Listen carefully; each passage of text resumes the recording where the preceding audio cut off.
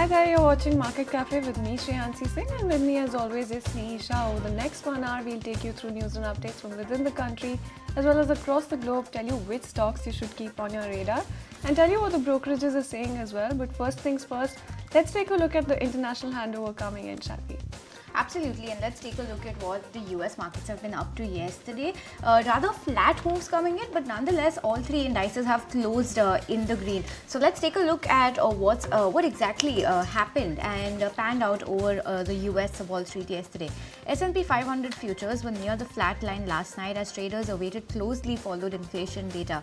They're also counting down to the end of what has been a strong first half of the year.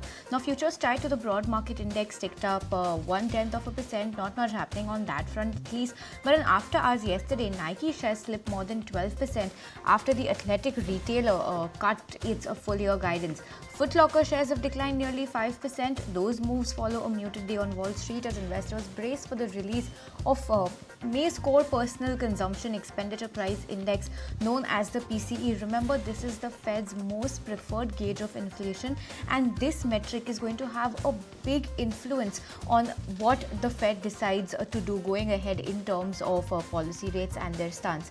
Now, the Dow and S&P 500 each inched higher by around 0.1%.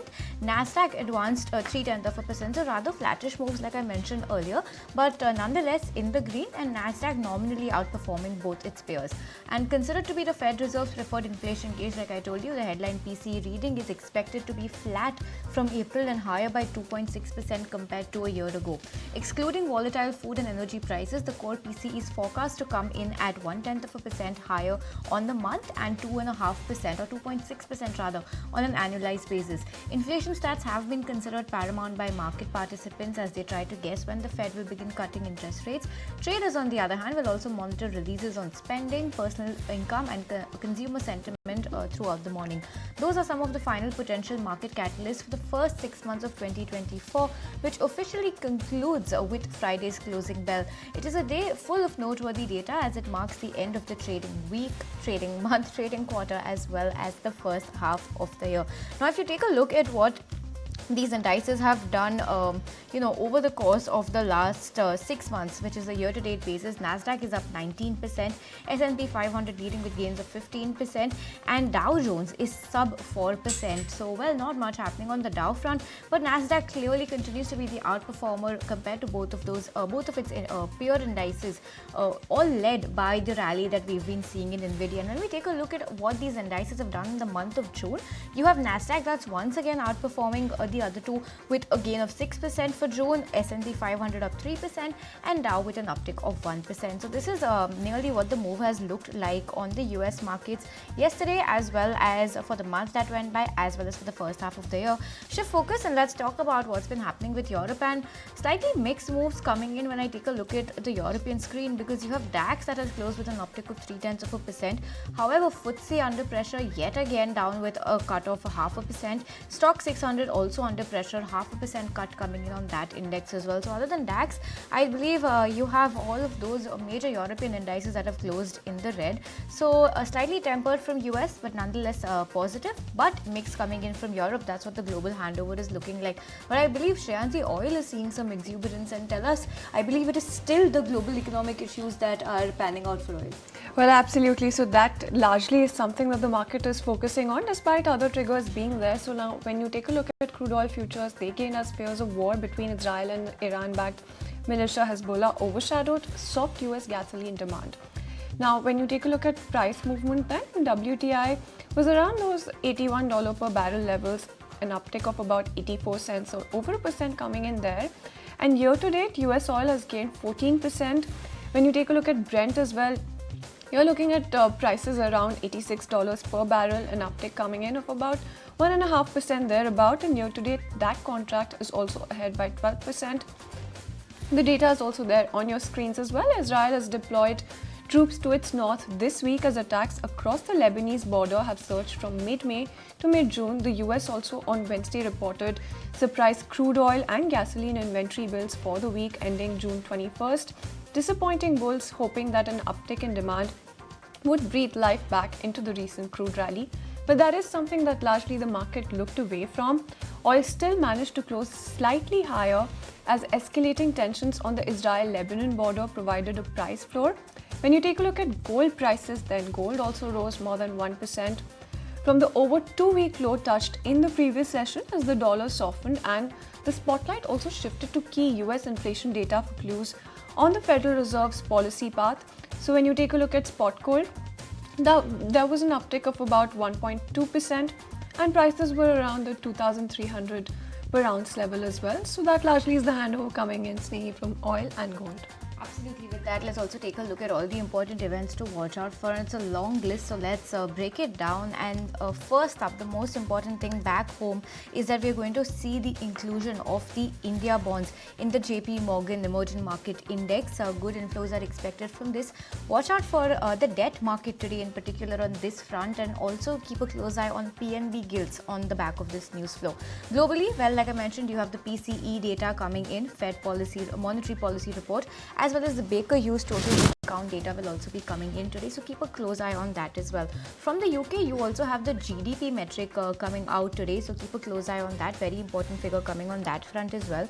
Now, in terms of corporate action back home, you have a lot that's happening in terms of AGMs, in terms of board meetings. Let's break it down. First up on the AGMs front, you have Aeroflex Industries, Web of Global, as well as Bank of Baroda that will be holding their annual general meetings today. So watch out for all of these three stocks, and any particular commentary coming in could have an impact on these stocks today. It's a record date for Godavari Power and Ispat share buyback. Then Kim's board is going to be meeting for a stock split today, so watch out for Krishna Institute of Medical Sciences as well. Go Fashion and TARC board will be meeting for corporate general purposes. Ratnavir Precision, watch out for that counter because that board is going to be mulling fundraising today, so that could have an impact on the stock. Also, it's the last day to buy the shares of a whole host of companies, the likes of REC, NAM India, Wellspun Corp, IndusInd Bank, you have Bajaj Holdings, Kalpataru Projects, Maharashtra Scooters, and more to be eligible for their dividends. So watch out for all of these counters as well. Now, in terms of the primary markets, you have the Vraj Iron and Steel IPO that will be closing for subscription today. Last day to do so if you wish to. And Stanley Lifestyles, that IPO will be making its D-Street debut. So watch out for how that one lists today. Lock-in period ending for two stocks today, Ellen Electronics and Innova Captab. And in terms of other news, you also have Japan Tokyo CPI, unemployment production. We have comments coming from Fed members that we'll be taking you through as well, and presidential election in Iran will also be taking place. And as we speak, the presidential debate between Trump and Biden is also underway in the US as we speak. So lots to watch out for in today's trading session. Keep a close eye on all of these developments as well as macroeconomic indicators. Well, absolutely. And the top global headlines this hour then, the International Monetary Fund has called upon the United States to raise taxes in a bid to curb rising debt levels. The IMF also lauded the economy for robust and dynamic growth and considerable progress towards bringing inflation under control. IMF also sees high deficits and debt as growing risks to both the US as well as global economy. And the IMF now forecasts US growth in 2025 to dip to 1.9%, unchanged from the April outlook, and remaining above 2% through the end of the decade. All right. Meanwhile, from the US Fed Reserve Governor Michelle Bowman, we've got comments. She has reiterated that she is not ready to support a central bank rate cut with inflation pressure still elevated. Additionally, she said that Fed's current interest rate stance remains restrictive and price pressure should cool even with monetary policy held at current levels. And keeping it with the updates from the US, then recurring applications for US jobless benefits rose to the highest level since the end of 2021, a warning sign suggesting that it's taking longer for unemployed people to find a job. Continued jobless claims increased to 1.84 million. However, first-time claims ticked down to 233,000. Remember, hiring has slowed significantly from the pandemic recovery era of widespread labor shortages, and the unemployment rate ticked up last month to 4% for the first time in 2 years. Okay, let's keep it with macros, but let's shift focus now from US to Japan. CPI in the capital city of Tokyo has seen a mild uptick, more than expected for the month of June as consumer spending picked up pace. Tokyo core CPI, which excludes volatile fresh food prices, rose 2.1% in June, and the reading was higher than expectations of 2% after rising 1.9% in May. But on the flip side, if you see what Nikkei is doing right now, Nikkei is holding up strongly with gains of more than 1%. So, well, we'll just watch out what this news flow has to do with Nikkei and the impact that it has. Well, and let's shift focus to earnings then. Global fashion retailer H&M reported a less than expected growth in the March to May period. The company posted a 52% jump in profits for the second quarter amid efforts to control costs. Sales went up by 3%. Management alludes to improvement in sales and cost control efforts to have aided the performance in the quarter gone by. Meanwhile, you did also have athleisure major Nike that missed estimates with revenues slumping 1.7% on a year-on-year basis. Alright, that's a wrap on all the important stories we were tracking from you right from market close yesterday till bright and early this morning. But viewers, we'll slip into a very short break on this edition of Market Cafe. When we return, we'll tell you more about how the Asian markets have opened and especially focus on what Nikkei is doing. So stay tuned.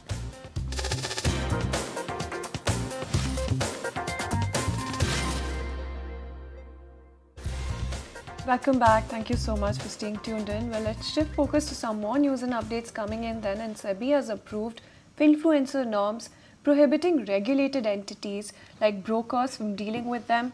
The decision was taken at a board meet that was very closely watched by us and everybody else. SEBI also approved fixed price processing for voluntary delisting. Listen in to Chairperson Madhvi Puri-Booch and listen in to what she had to say there. Entities which are regulated by us, they are now being mandated that they cannot associate with people who do one of two things, either of two things. One is if they are not registered investment advisors or research analysts and yet they are giving investment advice or research analysis, then that's a inappropriate activity. They're supposed to register with us. Since they're unregistered and they're still doing it, so they're breaking the law. So obviously our regulated entities cannot have any association with them because they're breaking the law. The second is, irrespective of whether they are registered or unregistered, if they are making claims on performance or in terms of portfolio performance, their service performance, etc., unless it is specifically provided for them to be able to give that information of performance, if they are making claims without that approval, then again they are breaking the law, and therefore again our regulated entities cannot associate with them.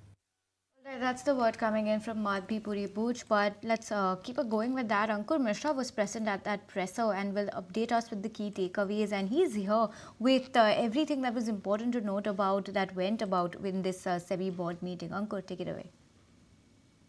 Yes, important approvals coming in SEBI board meeting, and first and foremost is FNO eligibility criteria.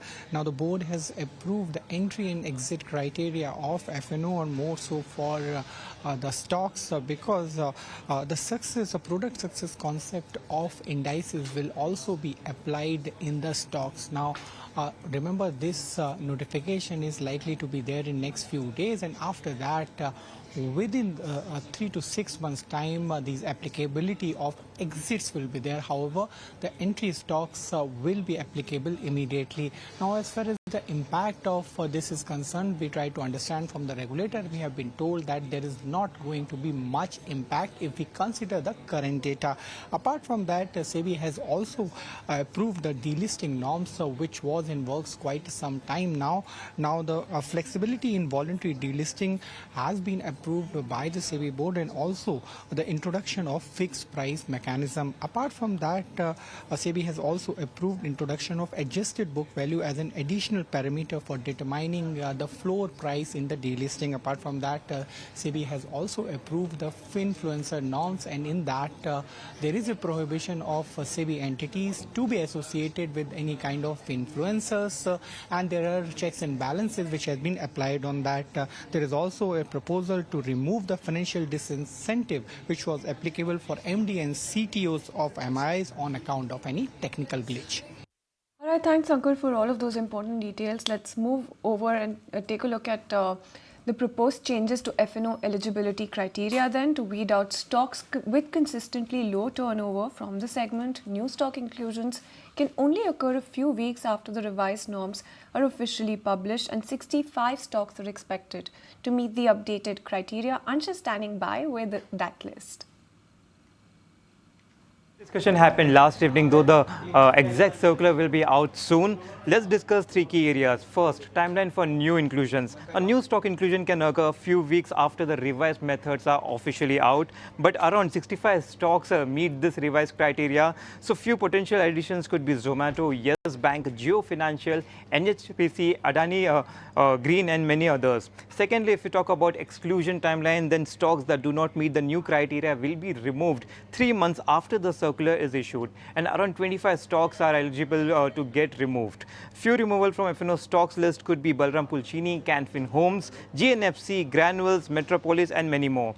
Third, and most importantly, methodology revision. Now, median quarter sigma order size has been revised, and it has been increased from 25 lakh to 75 lakh. Second, market-wide position limit. This has increased by 500 crore to 1,500 crore. So there will be less chances of stocks getting into ban list. We can say that there will be less frequency of stocks getting into ban list because of this. Third is average daily value, and new threshold has been set at 30 crore, which is up from 10 crore. And fourth is performance-based stock exit framework, PSF. So a new PSF framework will be used to assess stock exits. Further details on this criteria are still pending. So more clear information will be out once SEBI issues the exact circular on this. Thanks so much for taking us through that and giving us some clarity on what's happening on that front. Let's move on then. And in its latest financial stability report, the RBI has highlighted an improved asset quality in the banking system. The report adds how the banks continue to report robust credit growth. My colleague Ankur Mishra is back with us with more details from this report. Ankur, take it away. Yes, as mentioned by Reserve Bank of India Governor Shaktikanta Das, the health of the banking sector remains strong. Now, there are stress tests which are conducted periodically to check the health of the banking sector. And under those three test scenario, that is severe stress test, medium stress test, and under the baseline scenario, the FSR report says that under the baseline scenario, the capital ratio of the bank, that is CRAR, is projected at 16.1% by March 2025. Similarly, the CRAR is projected at 14.4% under the medium stress test scenario and 13% even if you apply the severe stress test scenario. Now, all these ratios are well above the capital regulatory requirement. Apart from that, the GNPAs, which fell to 2.8% till March 2024, they are projected at 2.5% in the baseline scenario of the stress test and 2.8% in the medium stress test scenario. Also, it is seen that 3.4% GNPAs are possible even under the severe stress test scenario. Now, if you talk about NBFCs, the NBFC sector also remains healthy, and the CRAR remained at 26.6% at the end of March 2024. If you talk about the gross NPAs of NBFCs, it remained at 4% till March 2024 as per the latest FSR report. All right, thanks Ankur for that update coming in. We also learned from sources that the power sector is set to witness mega announcements, 50,000 megawatts worth transmission projects and lots more lined up at the upcoming budget. Prakash filed this report earlier. Take a look at what those projects and what that list looks like. Yes, we are learning from our sources that the government is likely to make some announcement for the power sector in the upcoming budget. We are given to understand that the government may announce a 50,000 megawatt capacity of the transmission projects, and the financial support would be provided by the government. Sources are informing that this is going to be part of the wider plan of the government for the evacuation of 500 gigawatt capacity of renewable energy projects by the year 2030. In addition to that, sources are also informing that the 4,000 megawatt capacity of pump storage projects are likely to be given approval by the government. Along with that, we are also given to understand that the Power Ministry has recommended to launch a new hydro policy for the promotion of hydro projects across the country, and a special financial package is likely to be provided for the promotion of hydro projects located in Northeast region. All right, Prakash, thanks so much for taking us through that. Let's move on then. And Reliance owned Jio has made the first move and gone ahead with hiked tariffs in the 12.5 to 25% range. Additionally, it has launched new plans that will be effective from the 3rd of July. Let's go across to Somit for more details on what the pricing now will look like. Somit, take it away. Well, Reliance Jio has taken the first move and hiked the telecom tariffs. The tariff hike has been in the range of around 12.5 to 25%. But unlike previous two instances of tariff hikes, this time even postpaid tariffs have been hiked in the range of around 12.5 to 17%. Now, sorry, in the prepaid side, if you see the most popular or the most used segment of around 239 and 299 rupees, these are the two tariffs which is most popular in prepaid plans. Here the tariff hike has been around 17 to 25%. Also, 5G data, which was earlier available for free to all, will now be available only to those customers who have a 2 GB per day plan or more going forward, which means that 5G plans are now starting at around 349 rupees as against 155 rupees earlier. So this is we are seeing some kind of monetization when it comes to 5G tariffs as well now going forward. However, on the negative side, there has been no hike in the Jio phone plans.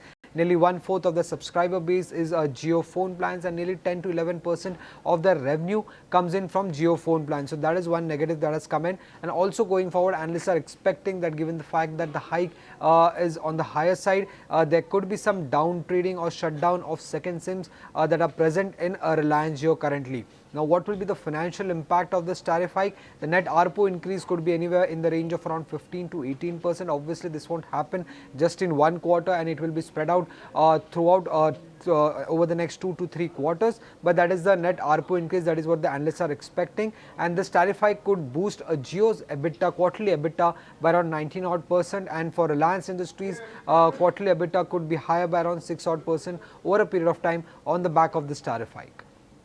So that's about the telecom tariffs, Somit. But while you're with us, JSW Infra will be in focus on the back of an acquisition. They will be acquiring 70.37% shareholding in Navkar Corp for 1,013 crores as well. Tell us a little more about that as well.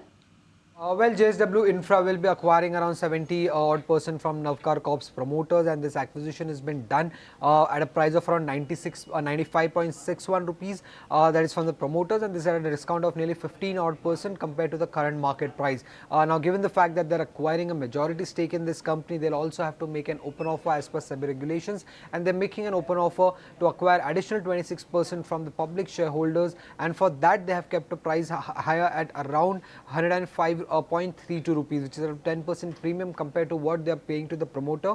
But compared to the current market price, again it is at a discount of nearly 6%. So the cost of acquisition for JSW Infra could be anywhere between 1,013 crore rupees to 1,425 crore rupees, depending on how the open offer goes going forward. Now, this deal has been done at an enterprise value of around 1,680 crore rupees, which marks the EV to EBITDA at close to 27 times, which is below the valuations at what JSW Infra is currently trading. Also, if you look at the price to book valuation based on FY24 numbers, it is just at 0.75 times. Now, container cargo is just 2 to 3% of JSW Infra's FY24 financials. So this business or this acquisition is kind of a foray into a new business for the company. Apart from that, they are expecting this acquisition to get completed by the third quarter of FY25. And what JSW Infra gets with this acquisition is they get the key facilities of Navkar Corp, which is the one CFS plant, then there is the Gati Shakti cargo terminal, 2 CFS plants in Panvel,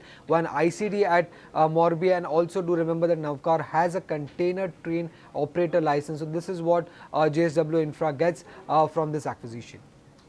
Alright, Swami, thanks so much for taking us through that. So JSW Infra and Navkar Corp, two stocks that should be closely watched out for in today's trading session. But on that note, we'll slip into a breather on this edition of Market Cafe. More stock-specific news and action when we return, so you stay tuned.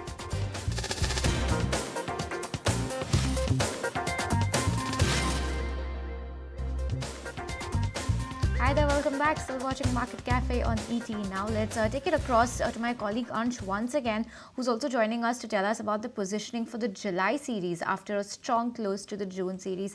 Ansh, what's the future, at least for the month of July, looking like?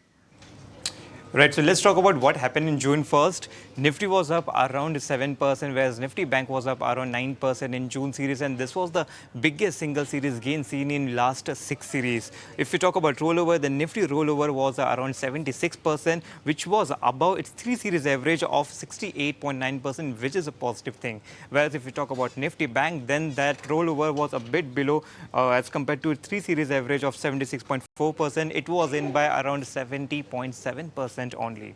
Now, if we talk about FI long and index future, then at the start of June series, it was just 13%, and right now it is at 81.7%, which is at a 3-year high. Though this seems positive, but it is a bit negative as well because we don't have any shorts. So there are less chances of short covering and more chances of long unwinding if we see a dip in market. Talking about FI long, if we see at the start of June series, on net basis, FI total long was minus 2.9 lakh contract, and right now it has not only changed it to positive, but it has touched at 8-year high of 3.2 lakh contract as well. Now let's talk about July series. So we have done we have collected data for the July series of last 5 years, and as per that, 3 out of 5 July series were positive in last 5 years for Nifty, and Nifty gave a move of around 2.7% on 5-year average basis. Whereas if we talk about Nifty Bank, then when that was positive for 3 out of 5 July series, and it gave a move of around 1.6% on 5-year average basis. So as per seasonality data, market looks positive for July series. Lastly, let's have a quick view on few stocks specific as well. And we are seeing that in June series, almost 85% of FNO stocks advanced. So 157 out of 182 stocks ended in green in June series, which is a very positive and a bullish sign. Also, if we talk about what were the gainers in June series, we are seeing that India Cement, Oracle Financial and Samvardhana were the top gainers, whereas top losers we have Ipca Lab, Hindustan Copper and Steel Authority. Right, thanks, Ansh. So that was a roundup coming in, and those are the stocks that are in focus on account of their FNO moves. But tell us about the stocks that should be on our radar this morning as well. Right, so Globus Spirits will be the first stock in focus as they have launched 2 new brands across whiskey and vodka on one day in UP. Tega Industry will also be in focus as TMML, wholly owned subsidiary of the company, has entered into a contract as a consortium member with NMDC for a new 7 MTPA iron ore screening and beneficiation plant at Bellary, which is in Karnataka, on a turnkey basis. Now, TMML's share of business in this set contract is around 120 crore. Brigade Enterprises will also be in focus as they have launched a new project Insignia in non-Bangalore, which has a potential revenue of around 1,001 crore. Raymond will also be in focus as the board has reappointed Mr. Gautam Hari Singhania as the chairman and MD of the company with effect from 1st July 2024. GSW Infra is also in focus as they have received letter of acceptance from Southern Railway Chennai division for contract of construction and operation of Gati Shakti multi-modal cargo terminal at Tamil Nadu. KPI Green is also in focus as they have received sanction letter for credit facility amounting to around 686 crore for the development of 200 MW AC solar photovoltaic power project, which is in Gujarat. So keep an eye on the stocks. All right, Ansh, thanks for taking us through that whole basket of stocks that we need to watch out for. But my colleague Gaurav is joining us this morning with yet another list of stocks to watch out for on the back of what brokerages are flagging off this morning. So good morning, Gaurav. Take it away. Well, yes. Let's begin with Nuvama Wealth because Citi has now, while maintaining buy rating and a target price of 6,000 rupees per share, they have also now started upside 90-day catalyst watch on this stock. What they believe is that there are further catalysts for the stock, which is news flow, capital market buoyancy, and cost improvement. All will play out for the stock in a positive way, and that is why they are being a little bullish on this stock. Next, let's talk about Man Industries because MK has now initiated with buy rating and a target price of 500 rupees per share. What they believe is that company is taking a next step, and there are 2 exciting projects with the company. Companies building blocks to for growth, cash generation and returns. And lastly, if we talk about risk reward ratio, we get a better risk reward ratio with Man Industries, and that is why they are being a little bullish on this counter as well. Next, let's also focus on automotive ER&D space, because now InCred has initiated on two companies, which is Tata Tech and Tata Elxsi. They have initiated both the companies with reduced rating. For Tata Tech, they are giving a target price of 797 rupees, and for Tata Elxsi, they are giving a target price of 6,064 rupees.